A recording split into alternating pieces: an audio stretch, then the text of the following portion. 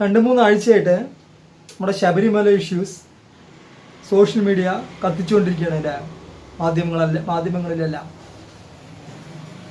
സാധാരണ ജനങ്ങൾക്ക് ഇതെന്താ സംഭവം എന്ന് ഇനിയും മനസ്സിലായിട്ടില്ല.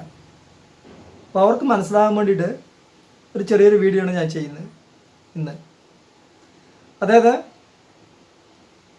വലിയ ഡോണ് വിജയ് മല്യ പറഞ്ഞ ഒരുത്തൻ, വലിയ കള്ളൻ, എവിടെ നിന്നൊക്കെയോ കട്ട് കലമ്പെറുക്കി കോടികളുണ്ടാക്കി. കോടികളെ കട്ട് കലമ്പെറുക്കി കഴിഞ്ഞ് കഴിഞ്ഞാൽ പിന്നെ അടുത്ത സ്റ്റെപ്പ് എന്താണ്? അതായത് ദൈവത്തിന് കൈക്കൂലി കൊടുക്കുക അല്ലേ.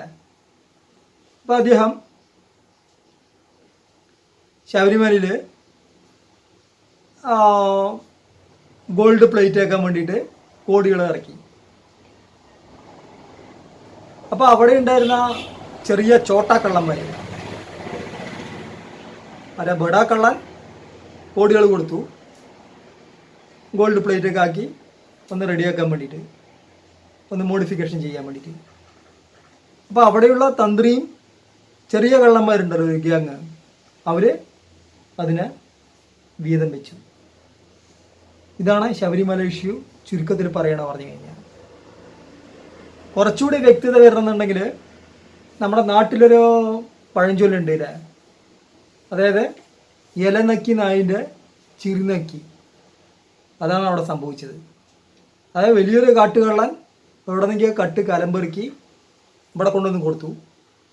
ഇവിടെ ഇങ്ങനെ 2 പവനും 5 പവനും കുറേ പൈസ 500ഉം 1000 ഒക്കെ അടിച്ചു മാറ്റുന്ന ടീമുകൾ പെട്ടെന്ന് വലിയൊരു ചാകര കിട്ടി, അവരത് വെടിപ്പായി ചെയ്തു. ഇത്രയേ ഉള്ളൂ.